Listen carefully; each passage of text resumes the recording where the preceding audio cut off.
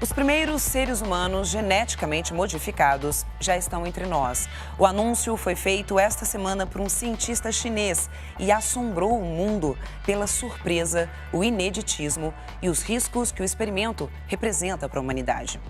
A reação foi unânime e o governo chinês anunciou que proibiu a pesquisa. O problema é que 2 gêmeas geneticamente modificadas já nasceram e pelo menos mais um bebê está a caminho. Essa é a nossa reportagem da semana. Um anúncio que chocou cientistas do mundo todo. Seria possível tornar seres humanos imunes a determinadas doenças? Alterar genes para melhorar a espécie humana? E quais as consequências de um processo como esse? First, I must apologize. Na última quarta-feira, o chinês He Jiankui disse ao mundo que isso é totalmente possível e que já teria sido feito.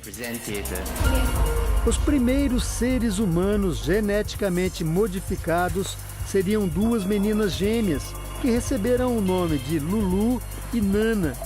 Two beautiful little Chinese girls. Elas nasceram em novembro. Segundo o pesquisador chinês, as meninas estão saudáveis e devem ser acompanhadas até os 18 anos. With their mom, Grace. O procedimento usado pelo médico chama-se CRISPR. Foi desenvolvido em 2012 e consiste em fazer um reparo no DNA, a espiral que guarda todas as informações sobre as nossas características. Se há uma sequência genética que determina uma característica de uma célula e, portanto, de um indivíduo, de uma pessoa, né? É possível, então, do ponto de vista teórico, pensar em manipular geneticamente seres para que eles expressem uma característica de interesse. No caso das gêmeas, o pedaço do DNA com as características a serem modificadas foi isolado. Os especialistas usaram a proteína Cas9, um mecanismo de defesa das bactérias para fazer os reparos desejados. O trecho escolhido então foi editado e a característica indesejada reparada. Em seguida, a parte geneticamente modificada foi recolocada na espiral do DNA. As gêmeas Lulu e Nana tiveram um gene chamado CCR5 eliminado. Isso as teria tornado resistentes ao vírus HIV. Com a técnica de edição genética, eu posso recortar aquela sequência genética e essa célula, então, deixa de expressar, quando for produzida uma nova célula, aquela proteína. Então, agora, eu tenho uma célula resistente ao vírus da AIDS editada geneticamente. Realmente é um marco científico, se de fato isso ocorreu. O anúncio do médico chinês surpreendeu o mundo pela inovação e também porque ele teria pulado etapas importantes numa pesquisa, como, por exemplo, realizar todos os testes possíveis antes de fazer o experimento com as gêmeas. Agora, a expectativa do mundo científico é a seguinte: se der certo, ótimo, terá sido um grande avanço para a ciência. Mas, e se der errado? O que pode acontecer com as 2 crianças?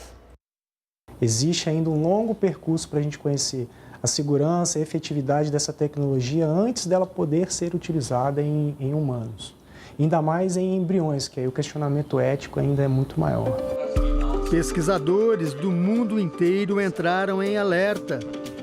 Só está colocando uma hipótese do benefício que pode trazer. Eu não sei se esse é o benefício, mas ele nem questiona os malefícios que uma mudança genética pode trazer para o resto da população, porque uma vez que você mexe no DNA, a transmissão desse DNA vai ser para sempre. Então, isso é um perigo populacional. Quando ele pega e corrige o código genético, ele coloca um controle que elimina a ameaça. Mas a pergunta é o seguinte: será que esse controle ele pode se tornar também, a médio e a longo prazo, uma nova ameaça? ou, por sua vez, ele pode abrir novas janelas de vulnerabilidade? Todos questionam os limites e as consequências do experimento feito pelo pesquisador chinês. Uma pesquisa já feita, como é que eu posso anular, dizer, você já fez, e agora? O que eu faço? Eu tenho esse conhecimento.